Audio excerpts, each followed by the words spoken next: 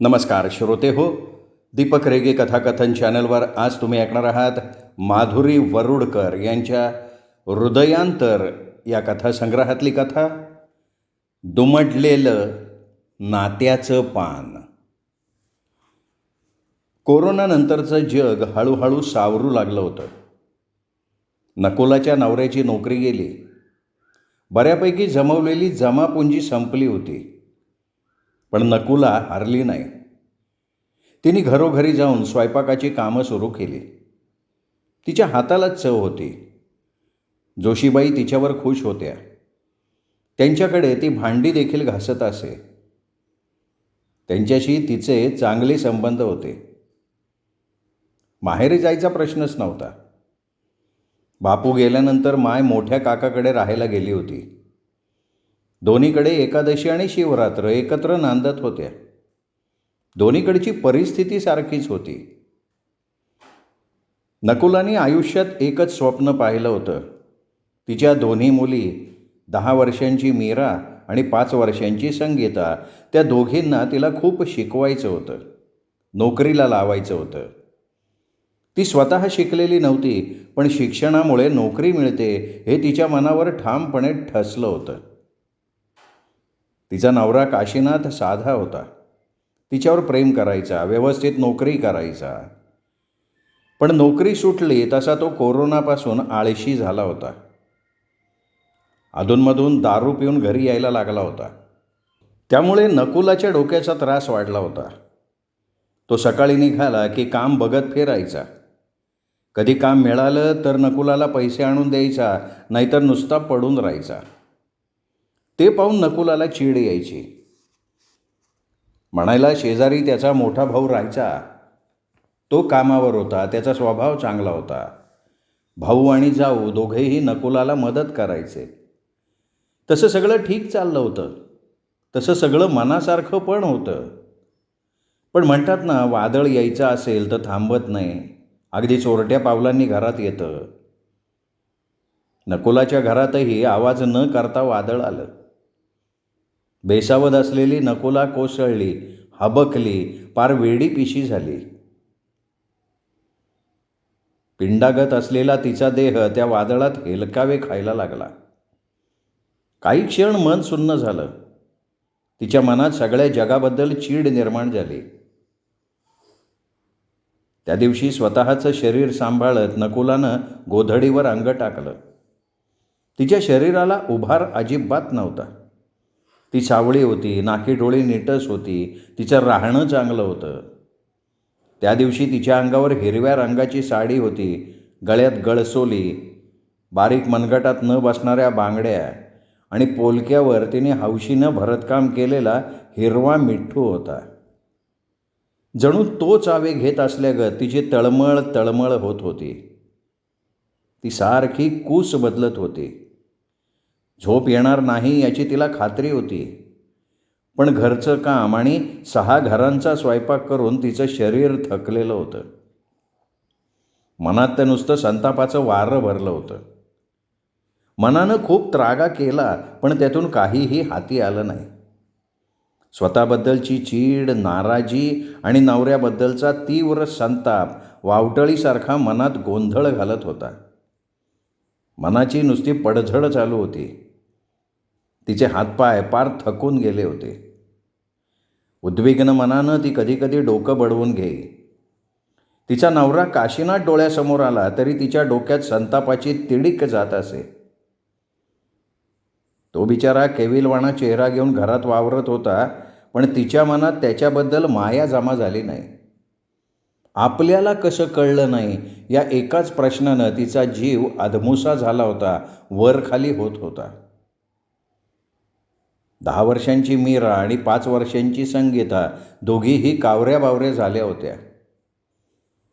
रात्री आई बाबा का भांडतात, आई रोज का रडत बसते, हे प्रश्न त्यांना भेडसावत होते.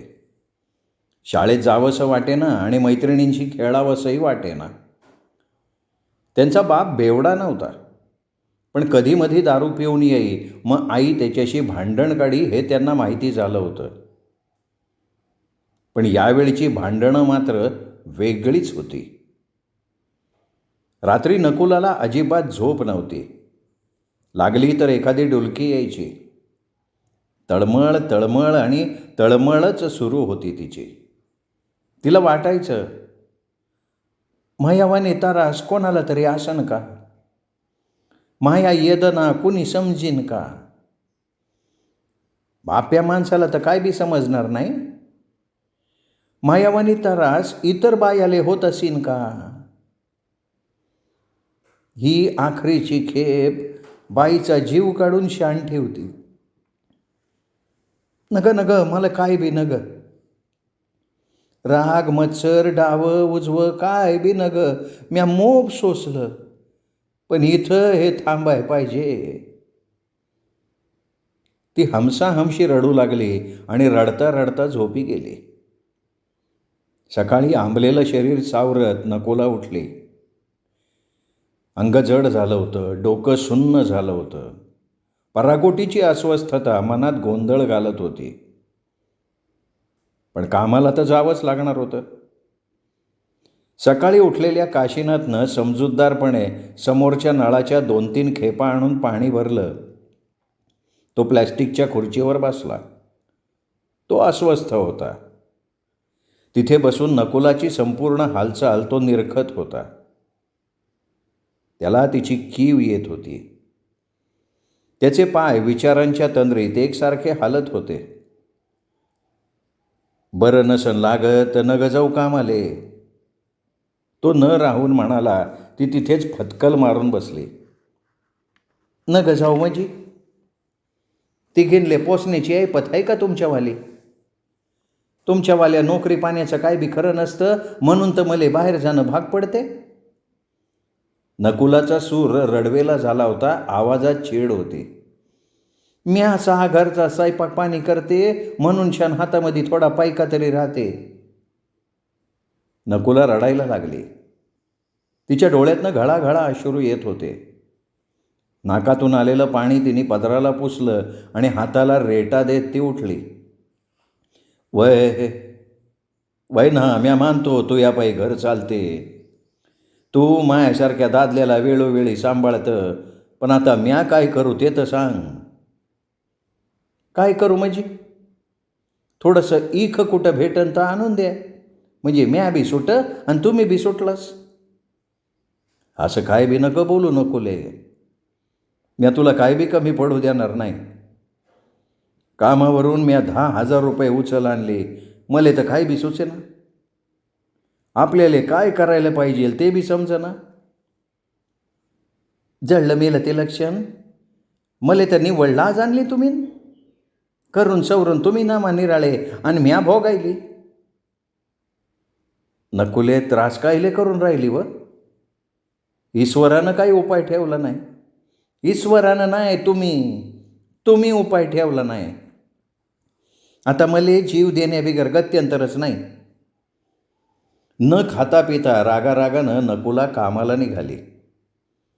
चालता चालता तिला धाप लागली. सगळ्या जगाचा तिला राग यायला लागला. हे जग क्रूर आहे याबद्दल तिची खात्रीच पटली. कुणाला ओरबडून काढू, कुणाला मारू असं तिला वाटायला लागलं. चवतळलेल्या वाघिणीसारखी तिची गत झाली होती.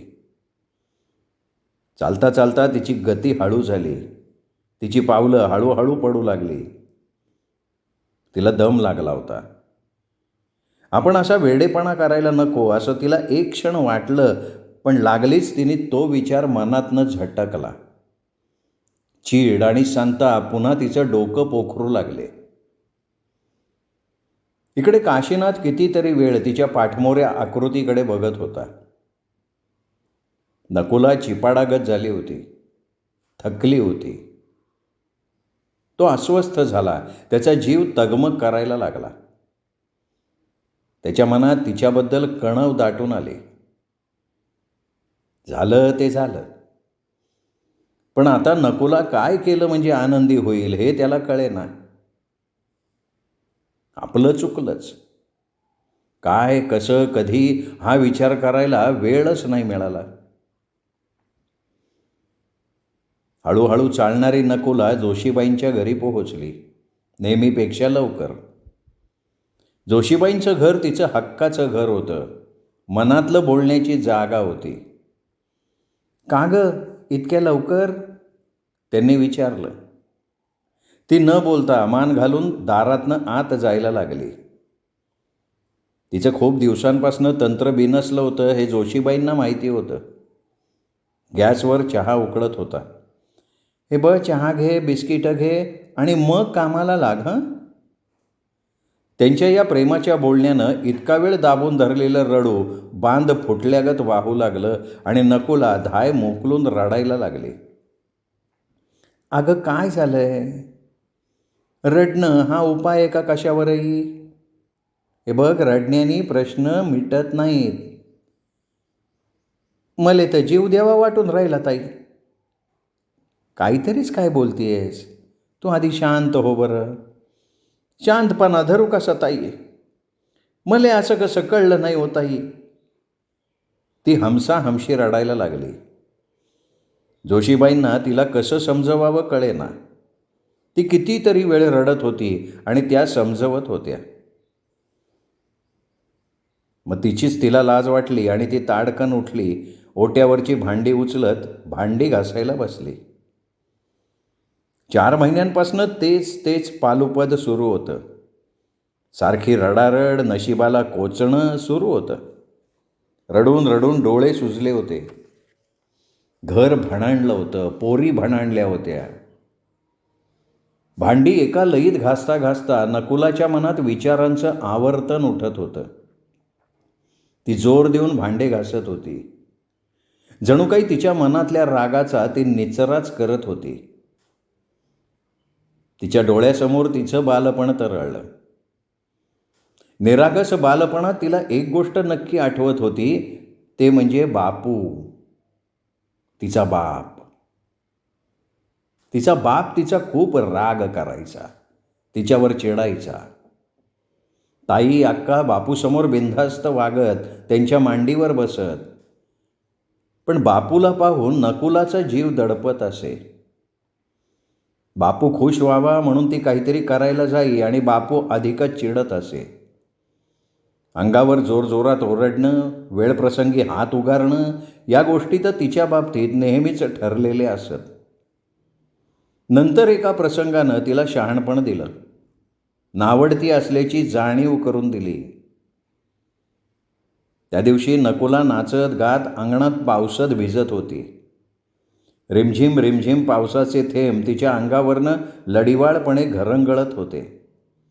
केस, परकर, पोलकं गच्च भिजलं होतं. चेहऱ्यावर पावसात भिजण्याचा आनंद मावत नव्हता. तेवढ्यात बापू आला.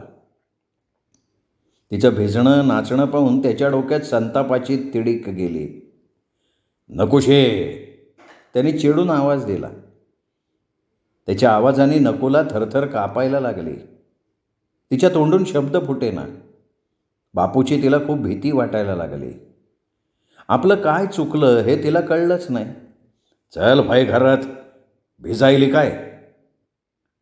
बापू मोठे डोळे करत तिच्यावर ओरडला. निमूटपणे नकुला घरात आली. तिच्या डोळ्यातून अश्रू वाहत होते. पावसात भिजण्याचा तिचा तो निरागस खेळ चालला होता, तो तिला थांबवावा लागला. बापूचं खेकसणं तिला सहन झालं नाही. काही चूक नसताना बापू रागवला हे तिच्या मनातून जाईना. त्याचवेळी माय धावत आली. तिने तिचं अंग पुसून दिलं. तिला प्रेमाने जवळ घेतलं. तुले या पोरीकडं ध्यान द्यायले काय होतं व? बापू मायवर ओरडला. नकुशी कुठली? जलमली तवा पाप्याचं पितर होती तरी टिकून आहे. त्यांनी एक तुच्छतेची नजर नकुलाकडे टाकली. तिले हिनवू ना गावं. ती तिचंवालं नशीब घेऊन शान आली. माय कळवळली होती, जोरात ओरडली होती, संतापली होती आणि रागारागात घरात निघून गेली होती. माय आणि बापू यांचं त्या दिवशी खूप भांडण झालं. तिसरी मुलगी झाली म्हणून बापू मायला दोष देत होता. मी आहे म्हणून नांदवतोय असंही म्हणाला.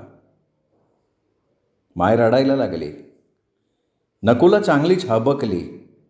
तीही थरथर कापत रडू लागली. त्या दिवशी तिला कळलं की आपण घरात नकोशी असलेली तिसरी मुलगी आहोत म्हणून बापू आपला राग करतो. ती उदास झाली, मुकी राहू लागली. नकोशीचा खरा अर्थ त्या दिवशी तिला कळला. बरेचदा माय तिला समजवत असे, पण समजलेलं विदारक सत्य ती कधीच विसरू शकली नाही. तिचा जीव सदैव नकुशी या शब्दाभोवती फिरत राही. तिच्या दोघी बहिणी बापाच्या लाडक्या होत्या. त्या एकत्र राहत, बोलत, भांडत, हसत. हिची गरज त्यांना कधीच पडली नाही. तिमा आपोआपच वेगळी पडत गेली आणि सगळ्यांपासनं अलिप्त आणि घुमी होत गेली. तिचा घुमेपणा बघून बापू अधिकच चिडत असे. मोठ्याने बोल की असं म्हणून तिच्या मागे लागत असे. बिचारी नकुला थरथर कापत राही. एकदा तर त्याने तिला जाणून बुजून ढकलून दिलं. त्या दिवशी नकुला मुळापासून उन्मळून पडली.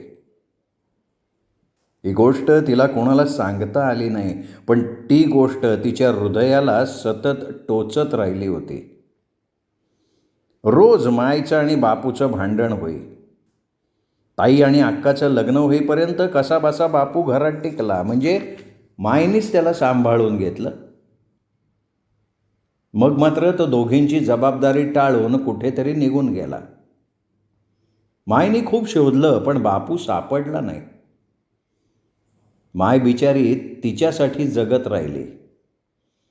मग तिने तिच्यासाठी काशीनाथचं स्थळ शोधलं. काशीनाथला माय होती ना बाप. एकदम सरळ साधा मुलगा होता तो. लग्नानंतर काशीनाथने तिचं नाव बदललं आणि ती खुश होऊन गेली. नकुला हे नाव तिला मनापासून आवडलं. काशीनाथच्या सहवासात हळूहळू ती खुलत गेली. स्वतःचं 2 खोल्यांचं घर होतं. घरात कोणाचंही दडपण नव्हतं. त्यामुळे ती आनंदात राहायला लागली. पैसा कमी होता, पण सुख तिच्यासमोर हात जोडून उभं होतं. राजबिंड रूप असलेला काशीनाथ तिला फार आवडत असे. नवीन असताना एकदा ती काशीनाथला म्हणाली, "मले एक वचन देसाल?" "अगं मागून तपाय." काशीनाथ खुशीत येऊन म्हणाला, "आपल्याला फक्त 2 बाळं पाहिजेत. ते मुलगे भाऊ की पोरी?" ती खूप लाजत म्हणाली. काशीनाथला तिच्या या मागणीची गंमत वाटली. "नक्की नक्की." मान हलवत त्याने तिला जवळ ओढलं. तिला माहिती होतं, दोन्ही मुली होत्या तरी काशीनाथ कधी रागावला नाही. तो तिचं म्हणणं ऐकायला नेहमी तयार असे. सगळं चांगलं सुरू होतं, पण मध्येच ग्रह फिरले. तिला आठवलं, ती पहिल्यांदा दवाखान्यात गेली तेव्हा डॉक्टर म्हणाले, "तुमच्या अंगात रक्त कमी आहे, अशक्तपणा खूप आहे, त्यामुळे कधीकधी महिना यायला वेळ लागतो." त्यांनी गोळ्या आणि औषधं दिली. ती समाधानानं घरी परत आली. तिने औषधं गोळ्या घेतल्या, पण काहीही परिणाम झाला नाही. 1.5 महिन्यांनी पुन्हा ती दवाखान्यात गेली. तोपर्यंत एकदम वेळ निघून गेली होती. 3रा संपून 4था महिना तिला लागत होता. ती थक्क झाली. आपण स्वतःला एवढं जपू ठेवलं आणि हे काय झालं? तिने अक्षरशः डोक्यावर हात मारला. मळमळ नाही, उलटी नाही, आणि हे 3रं कधी पोटात येऊन बसलं तिचं तिलाच कळेना.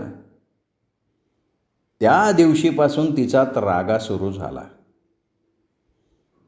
त्यानंतर तिने अनेक दवाखाने केले, पण तिची तब्येत आणि बाळ पाहून कुणीही काहीही करायला तयार होईना. आता बाळ होऊ देण्याशिवाय गत्यंतर नव्हतं. तिचा संताप झाला. सगळ्या डॉक्टरांबद्दल तिच्या मनात चीड उत्पन्न झाली. नकुलाची भांडी घासून झाली.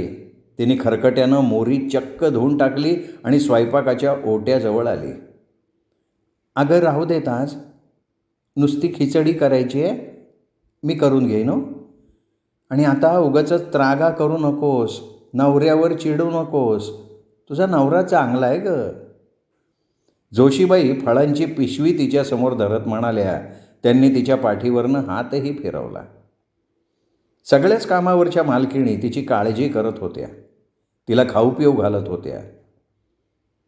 नकुलाला त्यांच्या प्रेमानं एकदम भरून आलं. घशात हुंदका अडकला. आपण फार मोठी चूक करतोय, काशीनाथवर अन्याय करतोय, या विचाराने ती अस्वस्थ झाली. काशीनाथचा केविलवाणा चेहरा तिच्या डोळ्यासमोर तरळत होता. त्याच्या आठवणीने तिचा जीव कासावीस व्हायला लागला. रडू दाबत ती झपाझपा पावलं टाकत घराकडे निघाली. इकडे काशीनाथ अस्वस्थ होता. इतका त्रास नकुलला होईल याची त्यांनी कल्पनाही केली नव्हती. डॉक्टर नाही म्हणाले तेव्हापासून त्याचं डोकं काम करेन असं झालं होतं. काय करावं या एकाच विचाराने तो अस्वस्थपणे घरात येरझाऱ्या घालत होता. समोरून झपाझपा येणारी नकुला पाहून त्याचा जीव अधिकच कासावीस व्हायला लागला. तो समोर गेला. तेवढ्या धापा टाकत नकुला आत शिरली. इतक्या दिवसांचा होणारा मनस्ताप आपोआप गळून पडला. तिला उमाळ्यावर उमाळे यायला लागले. ती काशीनाथच्या गळ्यात पडून धाय मोकलून रडायला लागली. काशीनाथ तिला स्पर्शाने समजवत राहिला. काशीनाथचं प्रेम पाहून तिला रडू आवरेना. ए बघ, म्या 3 बी लेकराले जीवापाड जपेन नकुले. तू यावालं रड थांब्यो, तो प्रेमानं म्हणाला. नंतर तो कितीतरी वेळ तिला समजवत होता. त्या रात्री कितीतरी दिवसांनी दोघेही शांत झोपले होते. आता नकुला सावरली होती. हृदयातलं शल्य तिने पार दाबून टाकलं. तिने सगळं स्वीकारलं होतं. 3रं मूल होणार या विचारानं मरगळ झटकून काशीनाथही कामाला लागला होता. त्याची जबाबदारी वाढली होती. तिला होईल तेवढी घरात मदतही तो करत होता. सगळं ठीक सुरू होतं. नकुलानं विचारांचं गाठोडं बांधून ठेवलं होतं. तरीही कधीकधी त्याची गाठ सैल होऊन डोक्यात विचार सैरभैर होऊन धावायला लागायचे. आपण मायवानीच दिसतो या, आपलं वालं नशीब पण मायवानीच राहीन. तरी बी आपण या 3ऱ्यावाल्या पोरीच्या जन्माचा सोहळा करायचा. नकुलानी मनाशी खुणगाठ बांधली होती. कधीकधी ती खूप अस्वस्थ होत असे. पोटात गेलेल्या गावठी औषधांनी तिच्या पोटात अचानक जाळ होई आणि मग ती 3-3दा देवाला विनवत राही. दिवस जात होते. तिच्या दृष्टीने तर दिवस धावत होते. कामावरच्या मालकिणींनी तिला साड्या दिल्या, चादरी दिल्या, लहान बाळाचे कपडे दिले. त्यांच्या मदतीने ती सुखावून गेली. त्या दिवशी सकाळपासून नकुला आत बाहेर करत होती. बारीक बारीक कळा तिला येत होत्या. कपाळावर घाम जमा होत होता. जीवाच्या कराराने ती स्वतःला सांभाळत होती. तिची सारखी उठ बस सुरू होती. तिची ती अवस्था पाहून काशीनाथने लागलीच तिला दवाखान्यात नेलं. नकुलाची स्थिती पाहून काशीनाथची धडधड वाढली होती. नकुलाला तपासून डॉक्टरांनी लागलीच दवाखान्यात ॲडमिट करून घेतलं. नकुला ओठ दाबून जोरात कणत होती. तिला कळा सोसवत नव्हत्या. तिचा जीव गोळा होऊन आला होता. अंगातलं पोलकं घामाजोखळं झालं होतं. कळा येताना तिचं शरीर थरथरत होतं. अखेर तो नवसृजनाचा क्षण येऊन ठेपला. एक कळ कसली महाकळ. तिच्या दोन्ही मांड्यातनं ती कळ सळसळ करत गेली. तिने मुठी आवळल्या. देवा मोकळं कर र बाबा. नकुला मरणाच्या दारात उभी असल्यागत ओरडली आणि त्याच वेळी टॅहॅ टॅहॅ करत बाळ जन्माला आलं.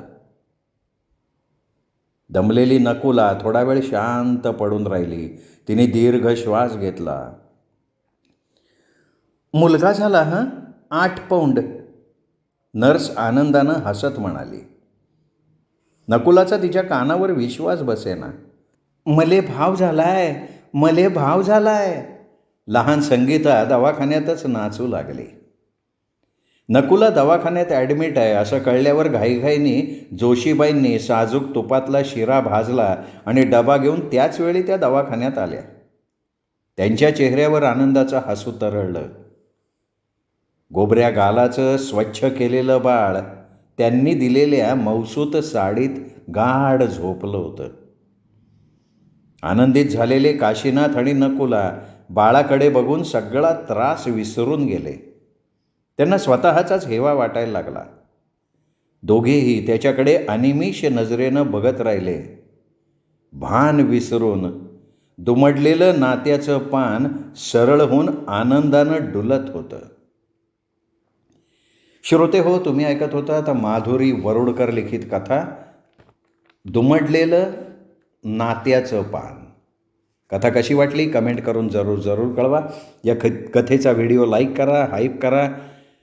हा व्हिडिओ आपल्या कथाप्रेमी मित्रपरिवारात, नातेवाईकात शेअरही करा. आणि मुख्य म्हणजे भेटत राहा दीपक रेगे कथाकथन चॅनलवर. आणि त्याहीपेक्षा मुख्य म्हणजे चॅनल सबस्क्राईब करायचं राहून गेलं असेल तर प्लीज दीपक रेगे कथाकथन चॅनल सबस्क्राईब करा.